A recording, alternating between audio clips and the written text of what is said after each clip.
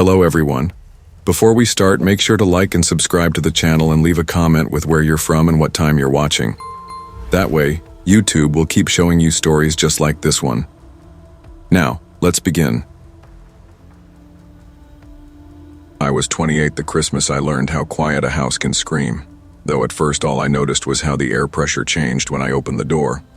Popping my ears like I was underwater, the smell hit me next wet copper, and that sickly sweet scent of flowers left too long on a grave.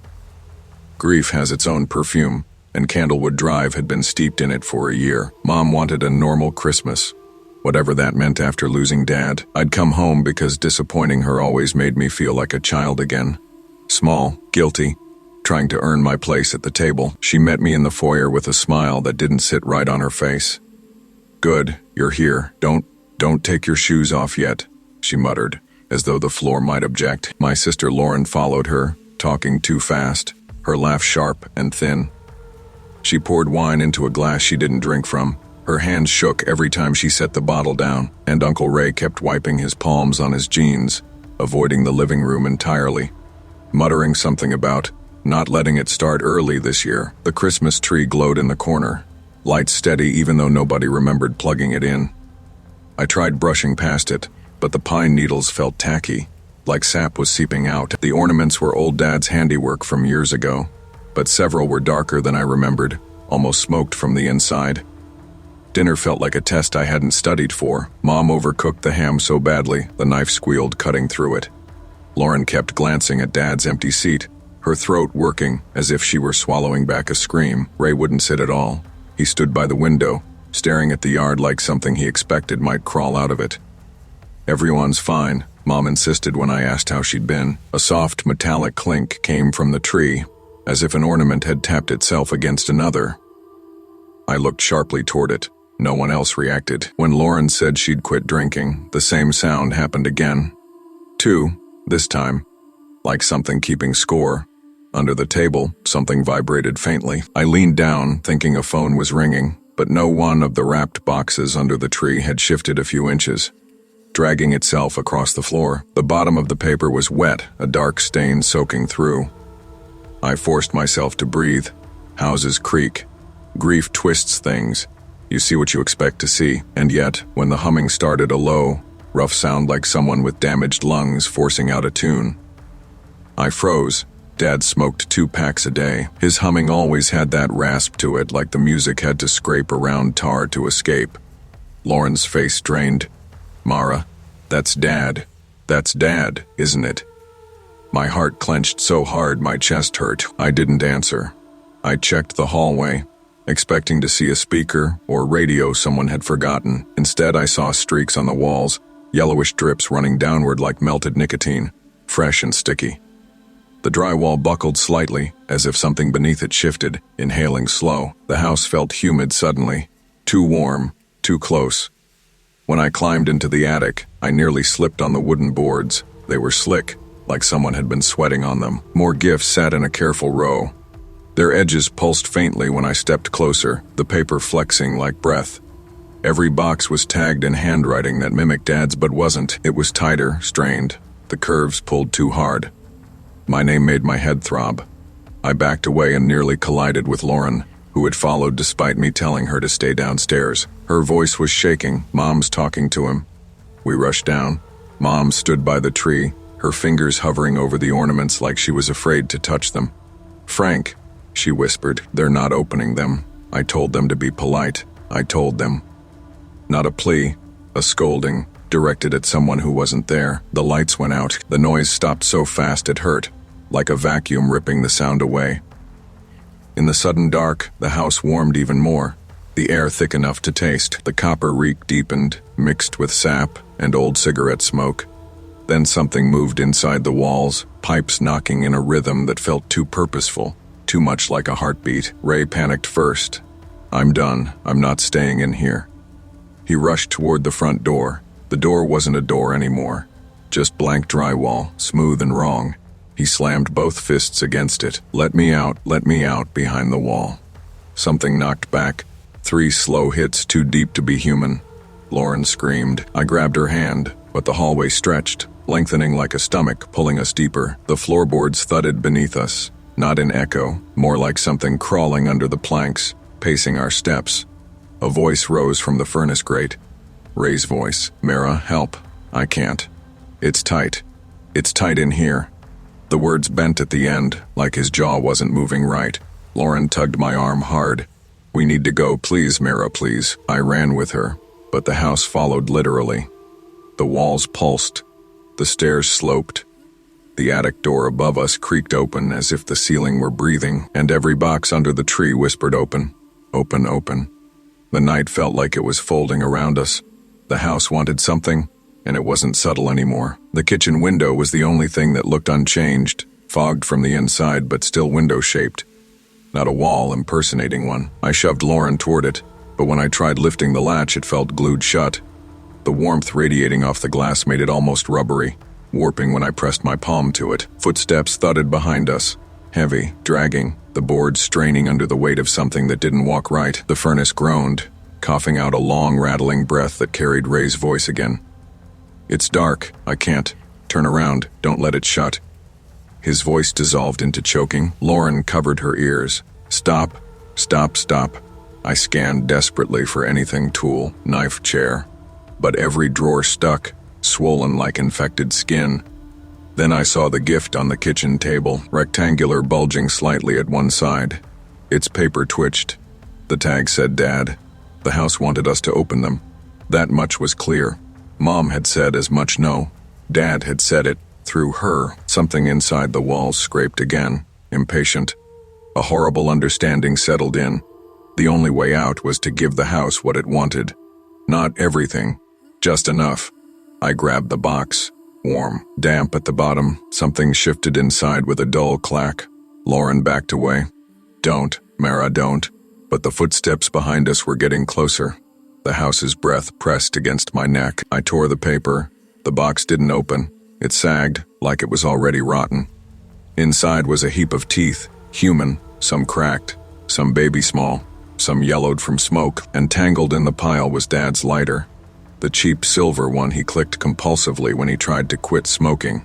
It sparked once on its own, as if greeting us. I gagged so hard my vision blurred. The house reacted instantly. A deep, guttural groan moved through the walls. Pleasure, or hunger, or both. The pipes rattled like bones shaking loose. Something in the attic thumped twice, then stilled. The pressure around the window weakened. Just a little, enough. I grabbed a frying pan and swung it at the glass. It dents, not breaks, but the warped rubberiness has softened. I swing again, screaming through the panic. The window finally tears like a blistered membrane. Cold air knifed into the kitchen. Lauren climbed first, scrambling into the yard, her hands slipping on the wet sill. I followed, the house's heat clawing at my back like a hand trying to drag me in again. Something brushed my ankle fingers or roots or tendons. I kicked free and fell into the mud. Behind us, smoke, thick, nicotine yellow, poured from the broken window, curling upward like a smoker exhaling. We didn't stop running, not when the furnace screamed, not when Ray's voice dissolved into crackling, not when the attic thumped again, heavier this time, like something had finished forming. By dawn, Candlewood Drive looked untouched, clean snow, silent yards, no scorch marks, no broken window, no sign of Ray. Mom left the state within a week. Lauren doesn't talk now. She hums Dad's Broken, rasped carols, her voice catching on invisible tar. I stayed in a motel for months, afraid to sleep anywhere without an exit, but the presents still find me. Every Christmas morning, one waits outside my door. The last one was wet, and when I leaned down to pick it up, I didn't hear humming. I heard scratching from inside the cardboard. Steady, patient, waiting for me to open it.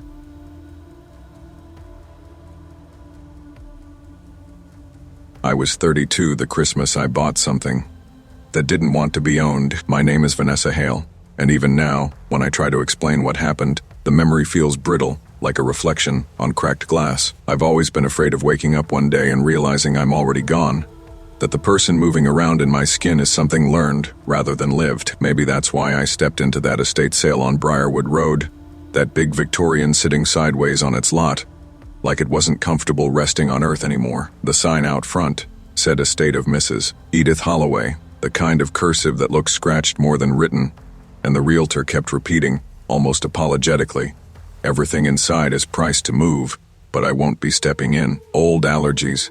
Her eyes didn't match her excuse. They flicked to the doorway like she expected someone to be standing there, just out of sight. Inside, the house smelled like dust warmed by breath, not heat breath.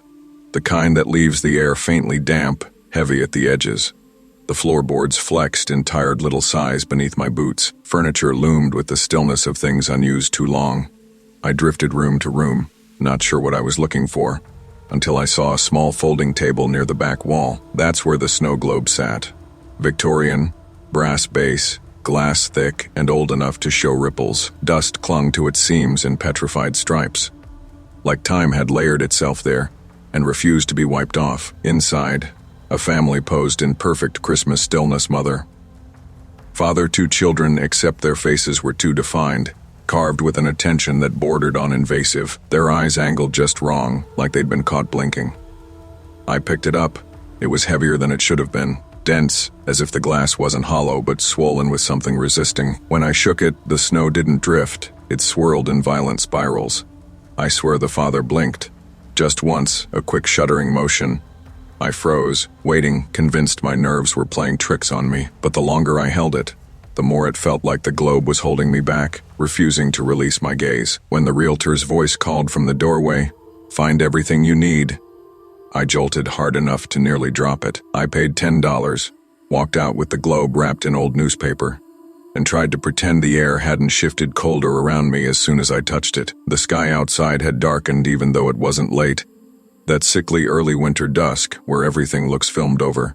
I kept hearing faint tapping against the glass inside the bag as I walked, but every time I peeked in, the globe looked still, silent, behaved. At home, I set it on my kitchen counter and turned on the light. The brass glinted sharply, too sharply, like a fresh blade. Something in me whispered, "Don't shake it again."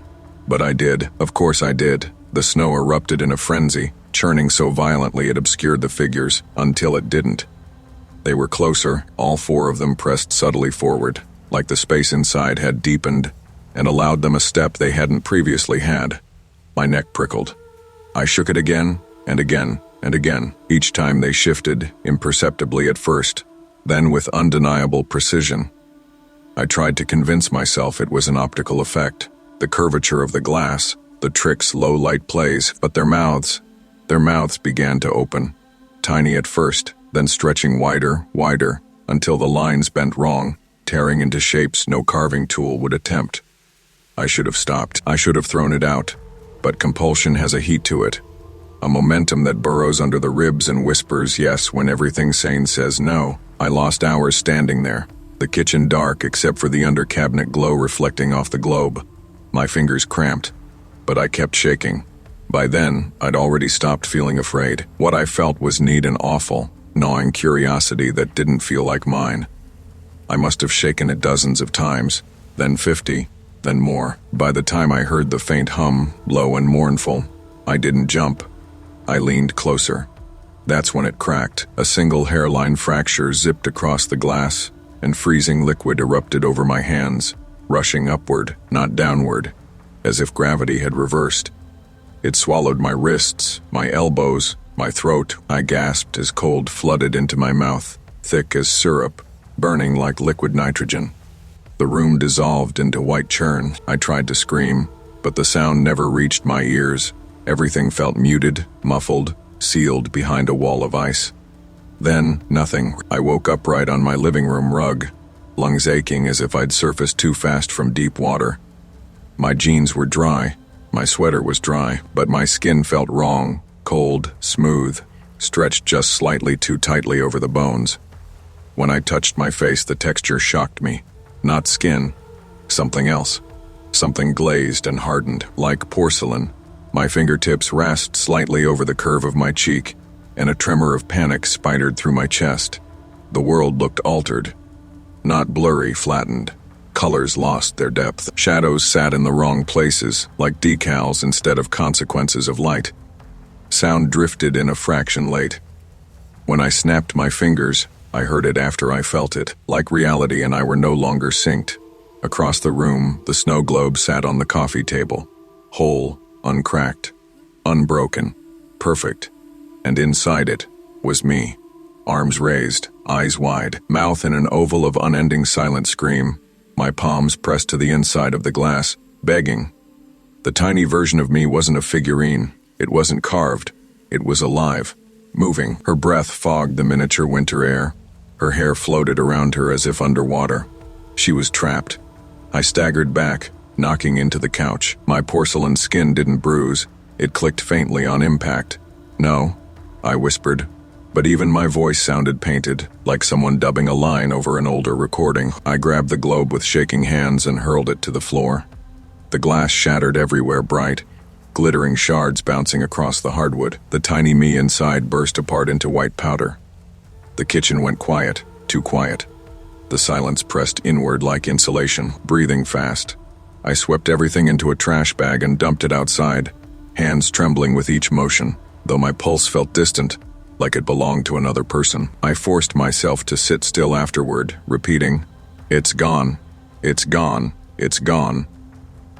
But the next morning, while slicing bread, the knife slipped and cut my finger. I waited for the sting, the warmth, the beat of blood. Nothing came. Only fine, white dust.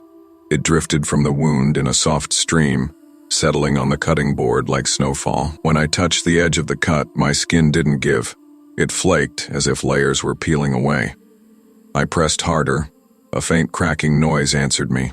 The edges splintered. That was when I understood the truth, not as a scream but as a settling weight. Whatever I smashed yesterday wasn't the globe. It was the container, not the thing inside it. The real prison was me now. My body, my form, my perception. I was the object that didn't belong in the world anymore. I tried to go about my day brushing my teeth, checking email, walking outside into the brittle winter air, but everything felt detached. People moved around me like actors in a play I'd been written out of. When a neighbor said, "Morning, Vanessa," her voice reached me 2 seconds late, as if I'd already stepped out of sync with cause and effect. By evening, the house felt too still. The corners deepened, the air thickened. My footsteps didn't echo. They didn't make sound at all. When I turned on the lamp beside my couch, the light didn't warm the room. It simply revealed it flat, dull, absent of depth. I lifted my hands in the glow. The porcelain sheen wasn't imagination. It gleamed faintly, catching the lamplight like fired ceramic. I wondered what would happen if I shook myself. The thought arrived uninvited, treacherous, but heavy with a pull I recognized. The snow globe had taught me the rhythm, the cadence, the compulsion. I felt it humming inside my chest, patient. That was when I heard tapping. Soft, crisp, coming from the trash bin outside. I froze. The wind wasn't blowing. Nothing should have been shifting, but the tapping continued steady, rhythmic, like fingernails against glass, like someone inside a container, asking to be let out. I stepped to the window. Snow swirled lazily beneath the street lamp. The trash bin sat unmoving, but the sound grew louder. Tap, tap, tap, tap. My finger throbbed softly, and more white dust leaked from the cut, trailing down my wrist in delicate, powdery grains. The tapping synced with my pulse. My reflection in the window flickered first shallow, then deep, then shallow again, like someone adjusting the focus on a cheap camera. And for a split second, I saw another version of myself behind the glass. Hands lifted, eyes stretched, mouth open, waiting. The tapping stopped. The silence that followed was worse. It felt like the moment after shaking a globe right before the snow begins to fall. I don't know if there's a way back, or if back is even a direction I'm capable of moving anymore. But tonight, as the house settles around me and the world flattens further at the edges, I feel something shifting inside my chest, slow and deliberate, not breaking, forming. And when I exhale, a little cloud of white dust drifts out, soft and patient, settling over everything like the first snow of a very long winter.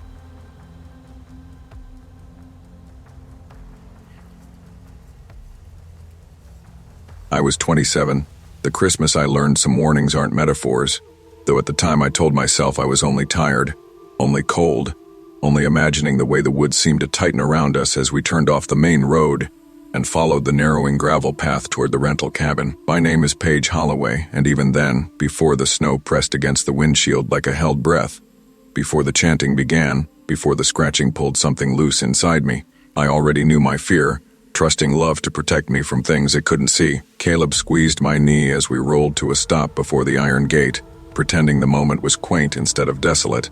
But my chest felt tight, as if the air itself resisted being pulled into my lungs. The owner, Mr. Eason, stepped from the shadows with a lantern that flickered like it was nervous, and after handing us the key, he gave one instruction in a voice that did not tremble but felt like it wanted to. Stay inside on the solstice. Caleb laughed, the sound bright and empty in the frozen dark. I didn't. The cabin met us with heat that felt uneven, slumped in corners like an old dog sleeping badly. The smell of smoke lingered under the pine pitch, earthy and wrong, as if someone had tried to scrub out a scent that wouldn't quite leave. Caleb carried in the groceries, talking about how good it'd be to unplug for a few days. No phones, no family demands, no last-minute holiday anxiety. But while he unpacked, I kept hearing faint clicks behind the walls like settling wood or distant tapping learning its way toward us. The place felt watched, not hostile, not welcoming, just aware. When I told him I felt something was off, he smiled and brushed my cheek, teasing gently. You get spooked easy when you're overtired, babe. I didn't argue, I just didn't sleep. The next morning, after a night of shallow, twitching half-dreams, we walked the property in cold so sharp, it made the air taste metallic. The woods pressed in thickly, pines leaning over each other as if listening. When we reached a small clearing, my boots froze mid-step. The snow had been melted or burned into a pattern.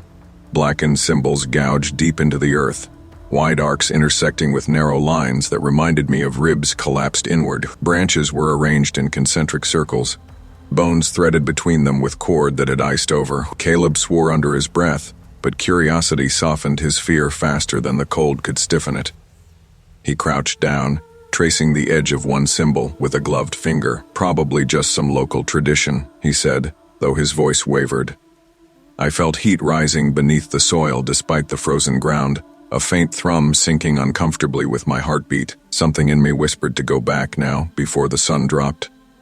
We didn't. Sunset arrived like a shutter closing. The power went out the moment the last line of light vanished, not with a surge or a flicker, but as if someone pinched the electricity off at its root. For a long minute we said nothing, just listened to the silence gather. Then, from the tree line, a low, synchronized hum began to ripple outward. Not voices, vibrations shaped like voices. My skin prickled as they circled the cabin in slow, widening loops. Caleb froze, hand gripping my arm, whispering, "It's just wind through the branches." But no wind moved.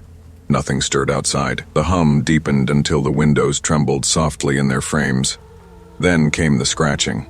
It didn't start loud, just a slow, measured drag along the side of the cabin, like claws learning the grain of the wood. A rhythm developed: 3 strokes, pause, 2 strokes, pause, a heartbeat irregular enough to be human, too steady to be animal. The sound moved along the walls, encircling the cabin, patient and practiced. Shapes appeared at the windows, silhouettes layered in the dark like bodies stacked behind glass. But when I pressed closer, I realized they weren't people. They were structures, branches lashed together, bones tied in intricate spines, totems held upright by something unseen. As they were lifted, something scraped the roof.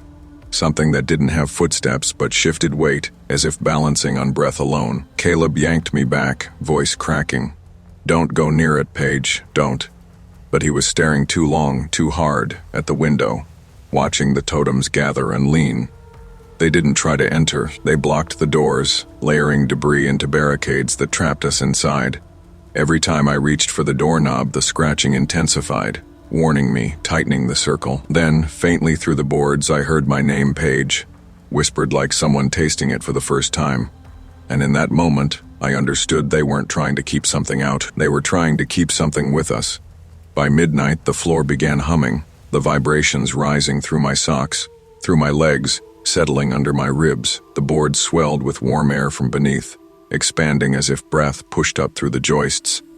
Caleb sat beside me, arms around my shoulders trying to steady his breathing. He whispered things he hadn't said aloud in years, fears, regrets, The shaky confession that he'd laughed at Mr. Eason because he didn't know what else to do when a man looked like he wanted to grab us and beg us to leave. His voice trembled like he thought talking might anchor us, but the hum kept threading through everything, rearranging the silence, making the room feel smaller with each pulse. When the scratching intensified, I felt a pressure behind my sternum, like something was answering inside me. It terrified me how familiar it felt, like a lullaby I couldn't remember learning. The whispering outside grew layered, harmonizing with my name, with words I almost understood. Caleb tried to block my ears, but the sound wasn't entering through them. It vibrated in my bones, low and coaxing. The floor beneath us shifted, a plank bowing upward as if nudged from below. Something was awake under the cabin. Something old, something that had waited through years of winters for someone who could hear it clearly. The night stretched impossibly long, each hour bending into the next until time felt slack and stretched. Caleb held my hand so tightly he left crescent marks in my skin, telling me over and over that morning would break whatever this was, that dawn always ended rituals. But I didn't think this was a ritual. Rituals require participants. This felt more like a trap sprung long before we arrived. When the first thread of light finally slid across the floor, everything stopped. The scratching halted mid-stroke. The humming cut out so abruptly my ears rang with the absence. Outside, shapes dissolved back into the woods, branches falling slack, bones clattering softly as whatever held them upright withdrew. The barricades remained perfectly placed totems marking a boundary that now felt irreversible. But the watchers were gone. Caleb and I stumbled outside in the half-light, too stunned to speak. The air cold enough to crack breath in front of us. The clearing beyond the trees looked empty, ordinary, as if nothing had ever stirred there. We didn't talk during the drive home, not when the cabin shrank in the rearview mirror, not when the forest receded, not even when the road widened and the world felt normal again. The silence between us was thick, unbroken, carrying something neither of us wanted to examine. Days passed before I realized Caleb had started sketching the symbols in his sleep, lines drawn into his pillowcase with a fingertip, searching for shapes he couldn't name. He insisted he didn't remember doing it. He always said it too quickly. I stopped celebrating Christmas. I stopped seeking out quiet places, but sometimes late at night, when the house settles and the wind goes still, I hear it again. That slow, rhythmic scratching, patient in its waiting, grateful in its way, not because it still wants in, but because it knows I stayed.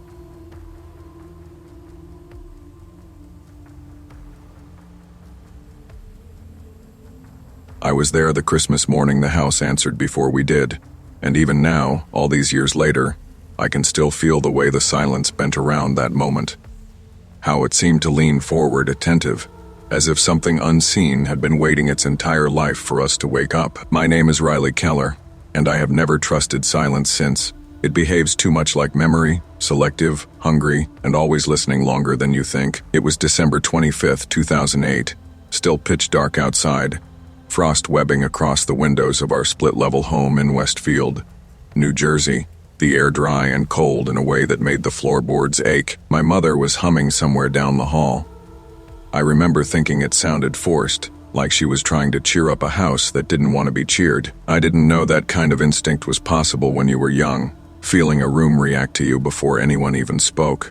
But the house felt alert, awake, waiting. When the radios came alive, they did it in a single breathless second.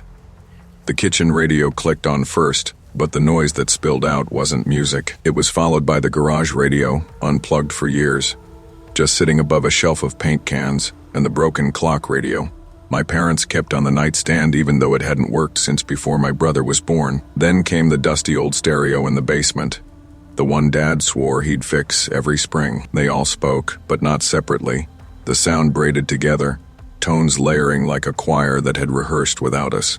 He called himself Hugh, and what terrified me most wasn't the name, or the fact that everything electrical had synced into a single mouth. It was that he already sounded like family, my mother's soft vowels, my father's clipped consonants, woven into something that smiled while speaking.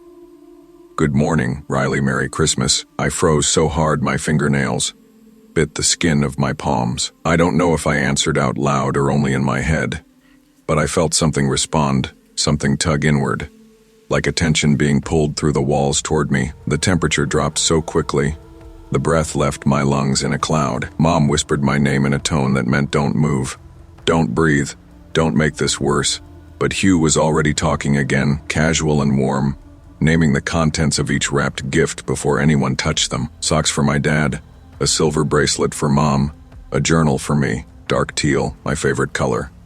His voice curled with affection, like an uncle who had been keeping tabs on us for years. When he mentioned Cooper, our dog who'd been buried behind the shed since I was little, my mother sat down so fast her chair smacked the wall. She didn't cry, she didn't scream, she just stared at the counter, like something familiar had reached into her and tugged loose a knot she'd kept tight. The colder he spoke, the heavier our limbs felt, as if warmth was being siphoned outward. It wasn't dramatic, no sudden gust or shifting shadows. It felt like the house exhaling, slowly taking back what it had always considered its own. When my father finally shouted, "You're not welcome here. Stop talking and get out," my skin crawled. Hugh didn't get angry. He softened, hurt, almost apologetic, the way a friend sounds when they overstay without realizing. Then at 8:34 a.m., every radio clicked off with a sharp mechanical snap. The silence that followed felt bruised. We collapsed where we stood, shaken and exhausted, like something had drained us through the soles of our feet. No one spoke of it again. My parents mastered the art of pretending, and eventually, so did I. But silence remembers what we try to bury, and I learned, painfully, that it can wait as long as it needs to. Part 2,750 words by the time I moved out years later. I had rituals. I unplugged everything before bed.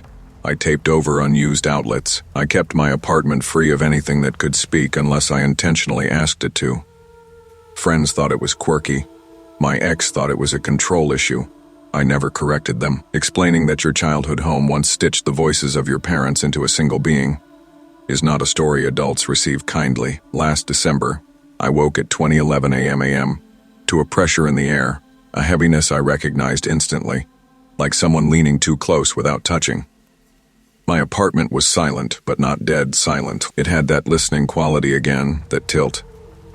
I stayed in bed at first, trying to convince myself I was dreaming, but the longer I waited, the more alert the room became. The shadows weren't moving, but they felt rearranged, subtly repositioned as if tracking my breath.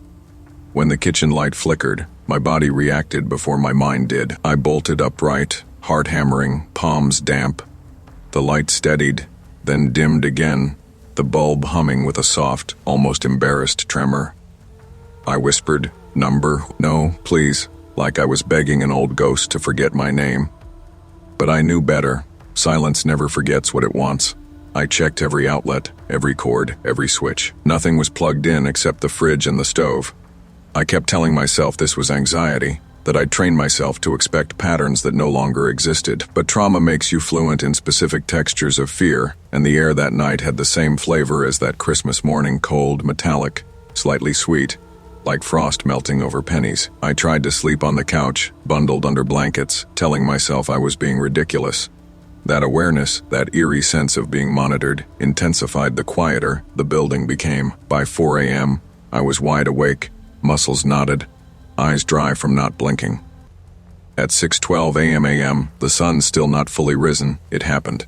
A radio I did not own sparked to life. It was just a single second, one brief electric syllable, but the sound reached straight into the part of my mind I never healed.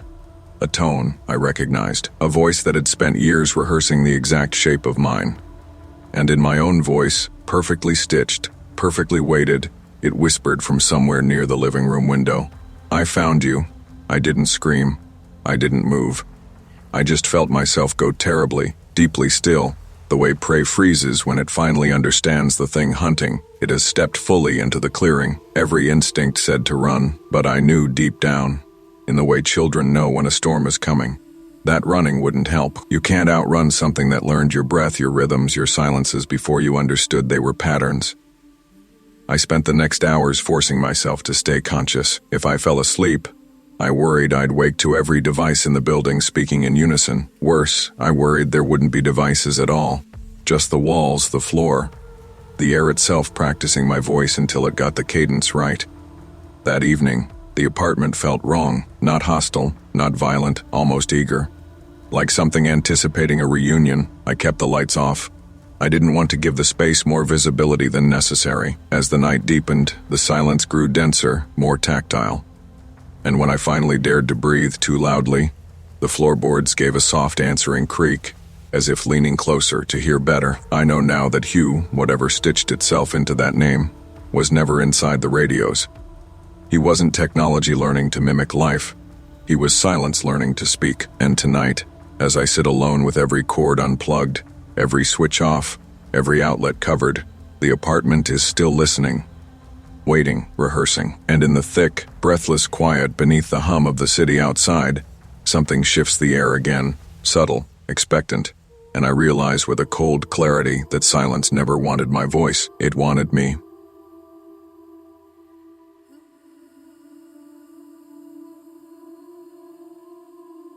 I was 21. The Christmas I learned how monsters hide behind permission. I remember the smell first burnt cinnamon from the kiosk, hot plastic from the decorations, the mall air thick with the overheated breath of thousands of shoppers. At Redwood Commons Mall, beneath the giant fiberglass snowflakes that never stopped swaying, I put on felt ears, a polyester smile, and the kind of cheer that seeped out of you the second the costume came off. I told myself it was temporary. I told myself everyone does things for rent.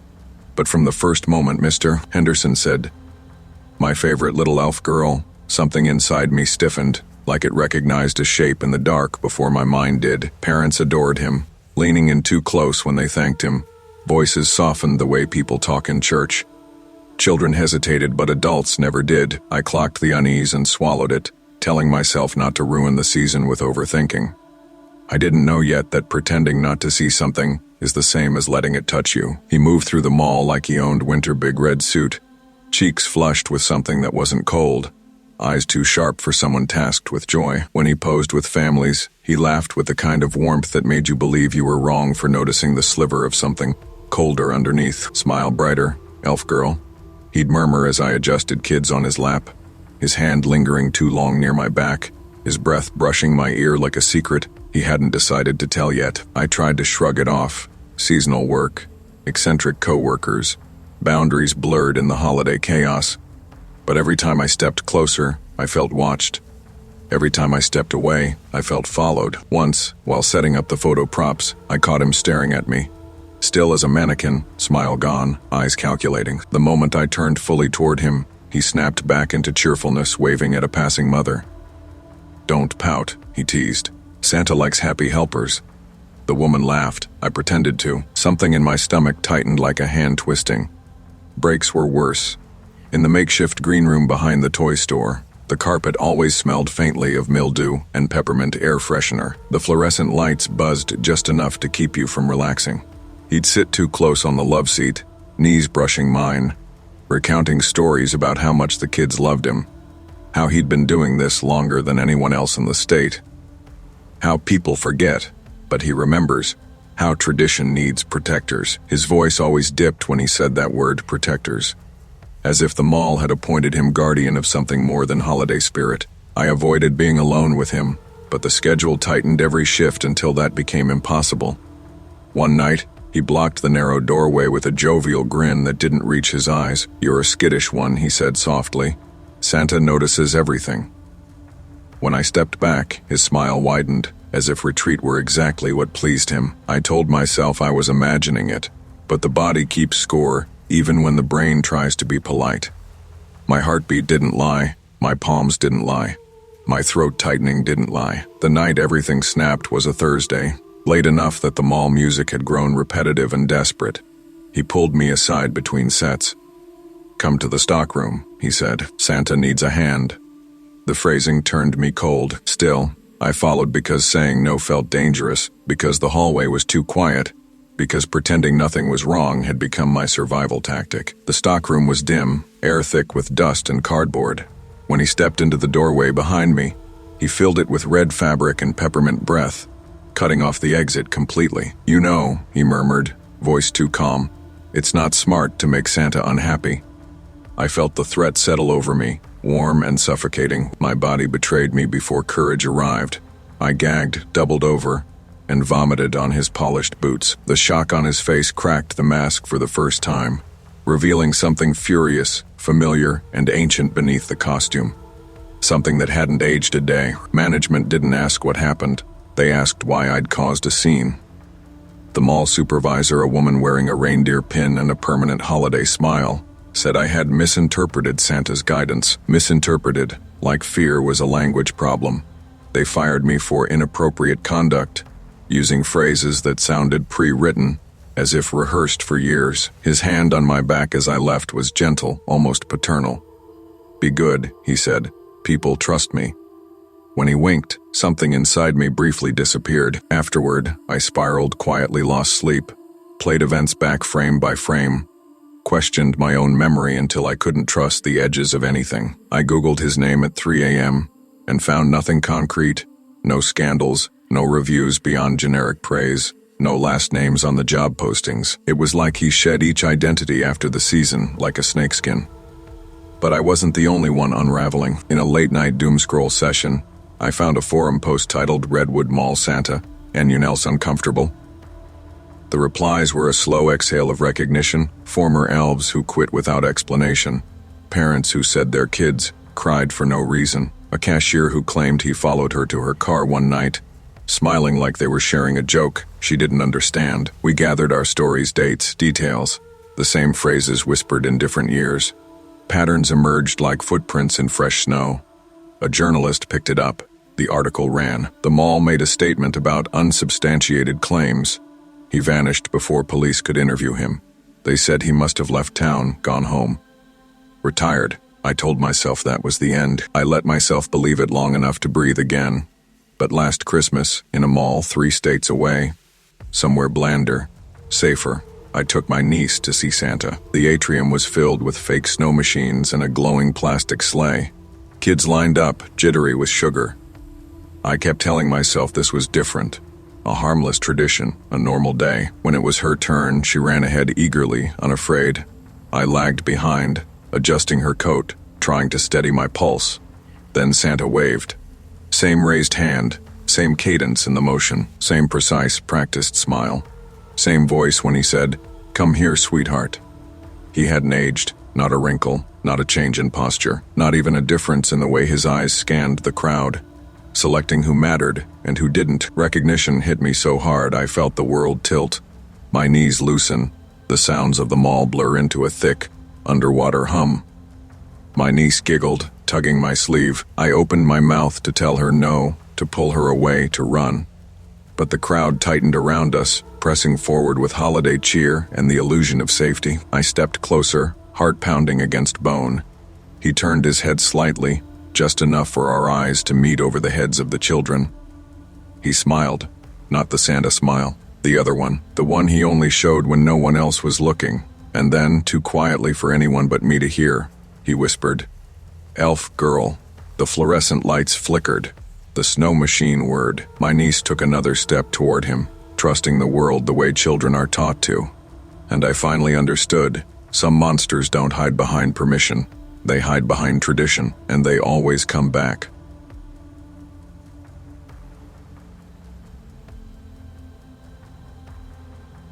I learned on Christmas Eve how easily kindness opens doors, even the ones you swear you keep locked. Snow fell softly over Old Mill Road in Carlisle, Pennsylvania, a gentle, muffled hush that made the world feel distant and harmless. My grandparents' house glowed like it always did. Candlelight in the windows, the faint crackle of the old baseboard heaters, the smell of pine and melted wax weaving through every room. I had grown up believing nothing bad could happen inside those walls. Maybe that's why I noticed the wrongness too late. It started small, like a pressure change behind my ears, a shift in the air that didn't belong to the weather. Grandpa Frank hummed off key as he lit the last candle on the mantel. Grandma Eleanor kept glancing at the frosted front window the way she always did while waiting for the carolers, hands smoothing her apron. Even though we weren't baking, I remember thinking the house felt tighter than usual, as if it were bracing for something. But I told myself it was just the cold. Then the knock came, one sharp, singular knock that didn't match the cheerful, rowdy rhythm carolers always used.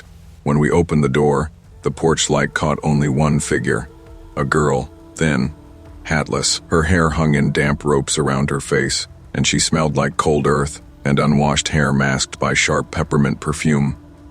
The kind that stings the nose before it fades. She said she'd been separated from her group. Her voice wavered between shy and rehearsed. Could I warm up for just a minute? I hesitated. Not because she looked dangerous, but because she looked so far from belonging there, that letting her in felt like bending a rule I didn't know I was supposed to keep. But Eleanor smiled, and Frank stepped aside, and the girl stepped into the warmth as if she had been invited for years. That should have been comforting. Instead, it scraped against something in me. Maybe it was the way her eyes swept the living room without lingering on any of us. Maybe it was how she flinched when the furnace kicked on downstairs, or maybe it was because every time she shifted her weight, her head tilted almost imperceptibly toward the basement door. She asked who slept down there. No one had for decades. Her lips parted like she already knew my answer. I tried to brush it off, tried to be polite, normal, grounded, everything my grandparents modeled. But unease has a way of bending the floorboards under you, even while you pretend the house is steady. Eleanor made tea. Steam curled into the air, carrying chamomile and a hint of lemon. The girl cupped her hands around the mug but didn't drink. She kept her fingers just above the heat, turning slowly, warming only the very edge of herself. Then she asked to use the bathroom. Her tone was too casual, like she wanted the request to sound unimportant. "End of the hall," I said, and I watched her disappear into the shadows. The hallway lights flickered once, not out, just enough to make me feel like I had blinked wrong. I stood there listening. I heard the bathroom door click shut, then I heard the handle turn once from the inside, a soft metallic rotation. Then stillness. Too still. No water, no movement, no sigh of relief from someone thawing out of the cold. I knocked lightly. "You okay?" Silence. I opened the door. The bathroom was empty and cold in a way that made no sense, as if someone had left the window open for hours even though it was latched. My skin prickled. For a moment, I convinced myself she'd wandered back to the living room without me noticing. But when I stepped out of the hallway, Frank and Eleanor looked up, puzzled. "Where's your friend?" Frank asked. Before I could answer, before I could tell them what I wasn't sure I believed, another knock came, bright, overlapping voices calling out familiar Christmas lyrics. Real carolers. The sudden volume made the house feel too small, the warmth too artificial, as if the place had been holding its breath the entire time the girl was inside. I spun around.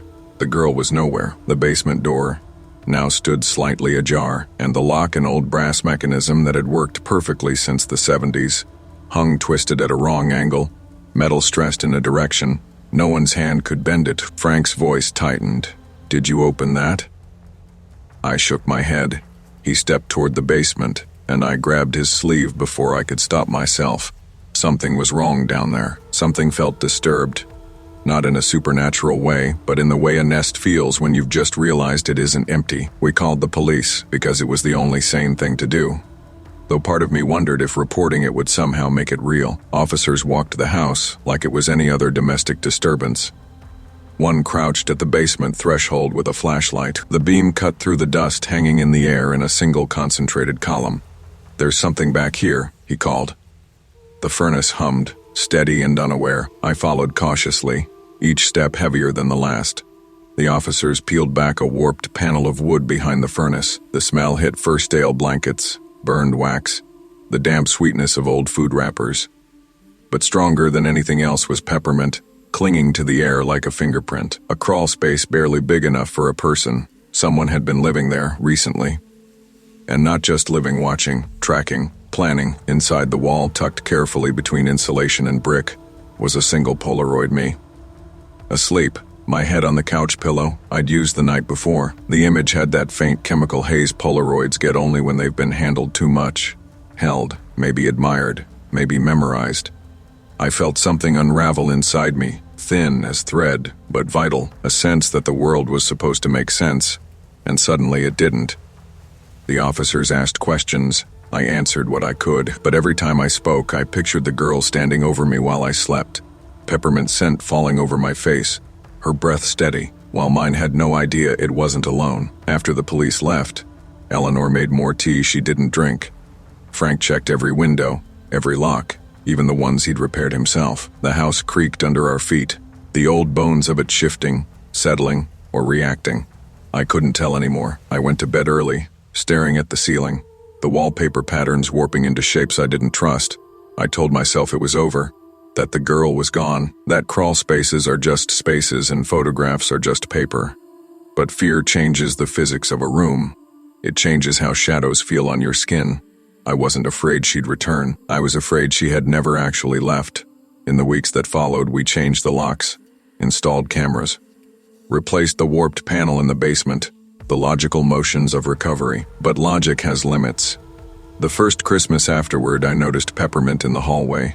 Faint, distant, like someone had walked through minutes before I did. I told myself it was leftover candy from a gift basket, or perfume from a coat someone hung too close to the vent. That's the thing about fear, it teaches you how to lie to yourself convincingly. But by the next Christmas Eve, the scent was stronger, more deliberate. It lingered exactly where the hallway shadows pooled, where the warmth from the living room faded into cooler air. That night, when I stood there alone, I felt the same pressure shift in my ears I'd felt the night she arrived. As if the house had inhaled, as if something waited just out of view, hoping I'd open a door I'd sworn to keep locked. I never saw her again, but every year, on the same night, at the same hour, the house reminds me that kindness is not always a virtue. Sometimes it's an invitation, sometimes it's a key, and sometimes, if you're not careful, it tells someone exactly where they belong.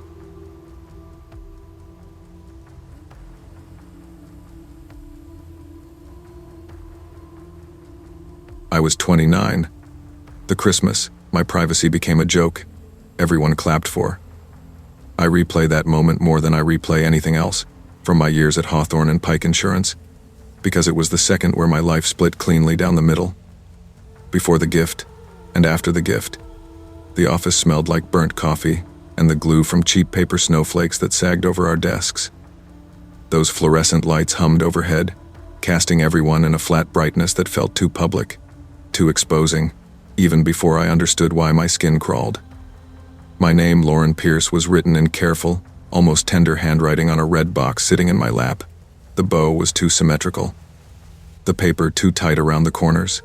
It felt like someone had practiced wrapping it, rehearsed it. I remember thinking the weight of it was wrong for something meant to be festive, heavy, in a way that suggested responsibility or consequence. The laughter around me had an edge, like metal scraping tile. But I told myself it was nerves, the usual office holiday awkwardness. I peeled the tape. I lifted the lid. I opened the cover of the scrapbook. And from that first page, a photo of me asleep, taken from the foot of my own bed. I could feel something in my chest collapse inward, soundlessly, like a lung punctured from the inside. At first, people thought I was joking. HR chuckled politely. Someone said, "Wow, Secret Santa got intense this year," and I couldn't tell whose voice it was because the rush of blood in my ears drowned everything else out. The images flipped under my shaking fingers like they wanted to escape.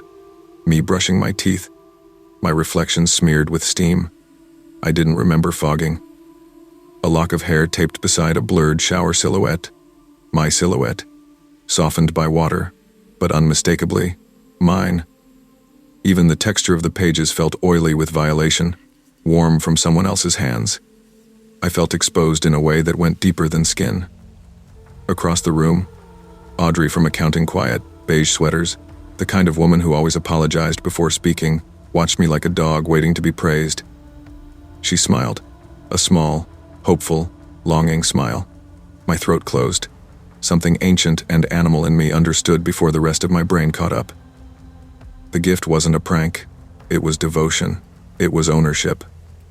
My fingers went numb, and the scrapbook slid from my hands, pages fanning across the carpet like wings that couldn't fly. HR called the police when I couldn't stand anymore. Someone fetched water I didn't drink. Audrey didn't run. She stayed seated, hands folded, like she was explaining a misunderstanding only she could see clearly. "I just wanted to be close," she said softly. "You make me feel calm." Calm. As if what she'd done existed on some shared emotional spectrum, rather than in the orbit of danger. I could suddenly feel tightening around me. When officers opened the book again, They found photos taken not through windows but from inside my closet, angled perfectly to watch my bed. I couldn't breathe. Couldn't imagine opening my apartment door again. Couldn't imagine sleeping. The detective's voice sounded distant, echoing through the fluorescent air. "This wasn't a one-time thing," he murmured. "She's been inside your home?" Repeatedly. My mouth tasted like pennies. The weeks after blurred. I moved apartments, broke my lease, broke my budget, broke the rhythm of everything that had made me feel secure. I changed locks twice, then changed buildings. I bought a door jammer. I slept with a lamp on, then hated myself for needing it. Fear seeped into my bones the way winter dampness seeps into old houses, slowly, then all at once, until everything creaks with it. Audrey was charged with unlawful surveillance, stalking, trespassing. She cried in court. She tried to make eye contact with me, her expression soft with something like devotion. I stared at the floor. Even after sentencing, even after they took her away, I never shook the feeling of breath on the back of my neck when I walked into dark rooms. I never stopped checking closets, never stopped waiting for the next violation. Years passed like that, brittle, watchful, rehearsed. Then a letter arrived. No return address, prison postmark, no signature. Just a short message in a looping hand. I recognized instantly. "I still think about you every day. I still know what calm feels like." My hands trembled the way they had in the office that morning. But this time, there was no crowd to witness it, no HR staff to call the police. Just me, my silent apartment, and the slow, crawling realization that distance had not dissolved her. It had sharpened her. Last Christmas morning, when the neighborhood was quiet and the cold stung just enough to feel cleansing, I opened the front door. A small box sat neatly in the center of my doormat, wrapped perfectly, corners crisp, my name written in the same patient, almost loving handwriting. No postage, no tracks in the thin frost. The street empty. I stood frozen, breath shallow, pulse hammering in my throat. There was no one to call without sounding paranoid. No proof of anything but a gift, a suggestion, a promise. My hand shook when I reached for it, the weight familiar, wrong, impossibly heavy for something so small. I didn't open it. I backed inside, locked the door, slid the chain, then the additional bar I'd installed months earlier. I left the box on the kitchen table and stared at it until the sun changed angles, and the room felt too warm. For days I didn't touch it. I circled it like an animal, wary of a trap it can't quite see. I listened for footsteps outside my window, for the click of a key that shouldn't exist. Every sound in the apartment, every pipe, every settling creak, felt like language I had forgotten how to translate. The box sat there, mute but not harmless, radiating a kind of pressure that bent my thoughts around it. I considered throwing it away, burning it, leaving it on someone else's porch, but each option felt like participating in a ritual I didn't understand, one she had started, and I was terrified to continue. On the fourth night, I woke to a sensation first, not a sound, the feeling of being watched. The dark pressed in thick, the air subtly cooler near the closet door. Something old and instinctive crawled up the back of my spine, urging me not to look, not to verify what I already felt. But fear has a gravity to it, a pull. I turned my head. Nothing moved. The room was still. But the closet door closed before I went to sleep now sat slightly ajar, a thin line of deeper darkness exposed. My throat closed around a breath I couldn't release. I stood slowly, legs trembling, and approached the door with the careful dread of someone handling a live wire. I pushed it closed, clicked the latch, pressed my palm to the wood, and felt the faintest vibration underneath, like breath held on the other side. I didn't sleep again. Morning light came hollow and colorless. I showered with the bathroom door open. I dressed with the radio loud enough to drown out thought. When I finally sat before the box again, something inside me had shifted, part exhaustion, part resignation, part terrible curiosity. I lifted the lid. Inside lay a single Polaroid.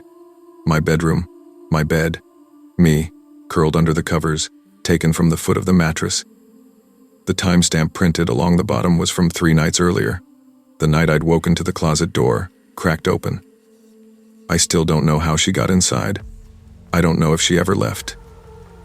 I only know that every Christmas now, I wake before dawn and check the front door, holding my breath, waiting for something wrapped too carefully, addressed too lovingly, left without needing a key.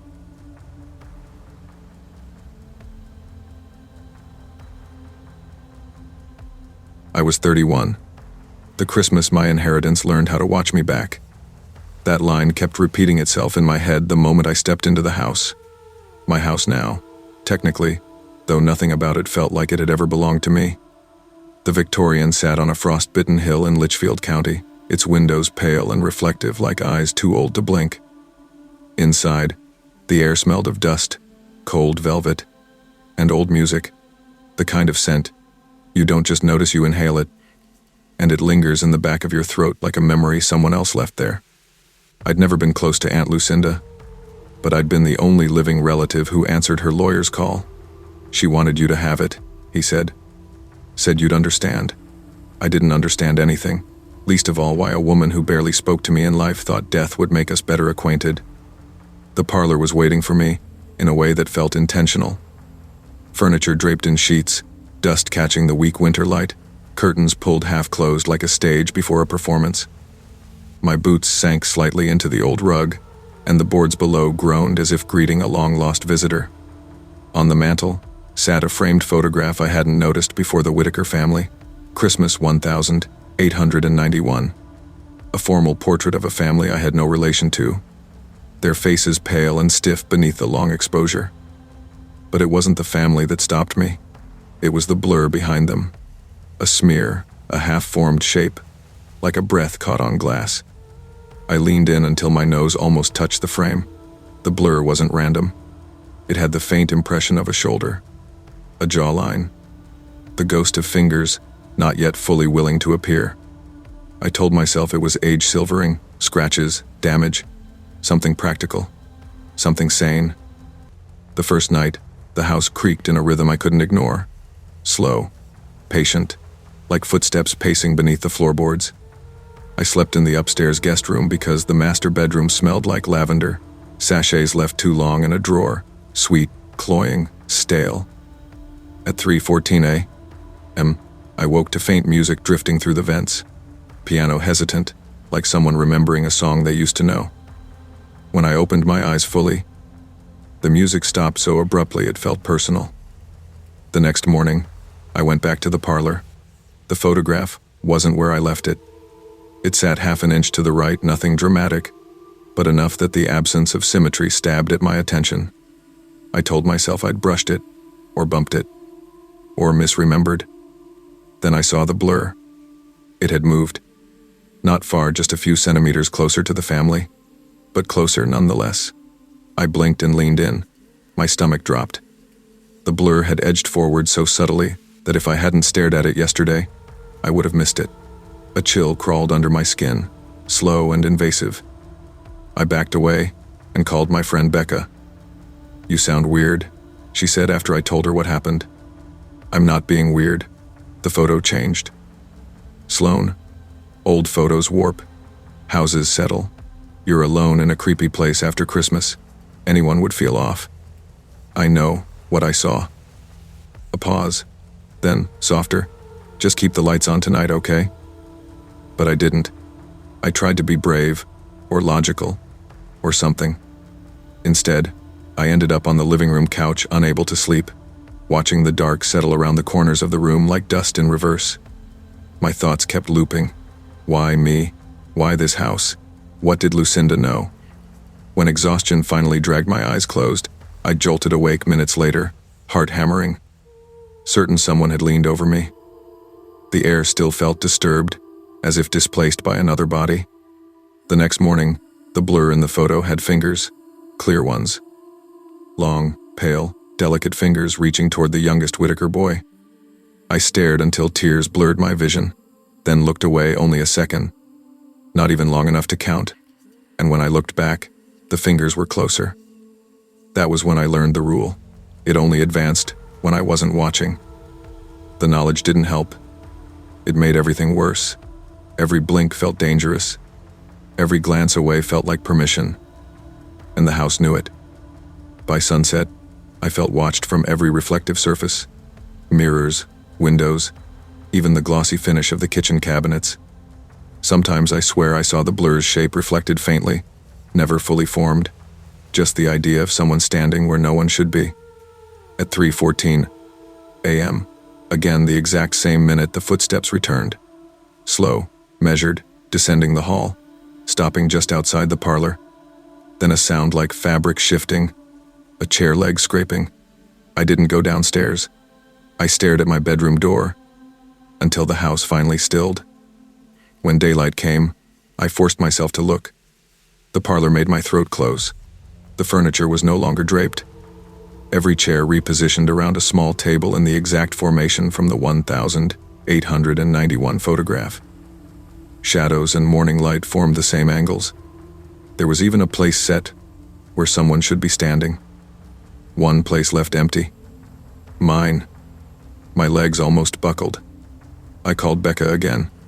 I need to leave. I need to get out now. Then go, she said. Sloan, just get in your car. Don't overthink it. But part of me already knew overthinking wasn't the issue. Something else was thinking for me. I packed my bags without folding anything, tossing clothes in with shaking hands. Every sound in the house felt amplified, the radiator hissing like breath, the old staircase clicking like knuckles. I kept catching glimpses of motion in my peripheral vision, always dissolving the moment I turned my head. Before I left, I dared one last look at the photograph. The blur was gone. Not faded, not faint. Gone. The Whitakers sat alone now, frozen eternally in their Christmas tableau, and the absence of the blur felt worse than its presence ever had. Something that had been becoming was now complete. I left the house without looking back. The driveway ice cracked under my boots, the winter sun casting everything in that washed-out gray that makes shadows look deeper. As I pulled away, I felt an almost physical release, like something exhaling inside the house, disappointed. I sold it before New Year's, took a loss. Didn't matter. Nothing mattered, except distance. The new owners, a young couple, bright-eyed, eager, charmed by its historic character, texted me a week later. We rehung the photo. It's beautiful. Thanks again. I didn't respond. I didn't sleep either. That night, my phone vibrated with a notification from their doorbell camera motion detected inside the parlor. I didn't want to look, but curiosity has always been my undoing. When I opened the clip, a cold numbness crawled up my spine. The parlor lights flickered. Shadows shifted. The couple had rearranged the space differently, but the camera caught something else. Something leaning half into frame, too close to the lens. Too tall to belong in that room. Just a slice of cheekbone, a hollowed eye socket, a suggestion of a jaw. Then nothing. No blur in the photograph afterward. No return to the frame. Whatever had been forming was no longer confined. I told myself it wasn't my problem anymore, that the house was gone from my life, but the truth was sitting in my living room, waiting for me to acknowledge it. It started with reflections. My TV, dark and glossy, caught me at strange angles. My skin looked grayer, my expression stiffer, as if trying to hold a pose. Sometimes, when I blinked, I thought my reflection blinked a fraction of a second late. Not an illusion. A delay. A choice. 3 nights after the camera alert, I dreamed of the house not vividly, just enough to feel its cold velvet air and the pressure of being watched. When I woke, the room was silent, heavy, expectant. I walked to the TV screen. My reflection didn't move. Not at first. I leaned in, breath fogging the surface. My eyes looked deeper than they should. Irises too dark, pupils dilated like I'd been sitting in a very old, very dim room for hours.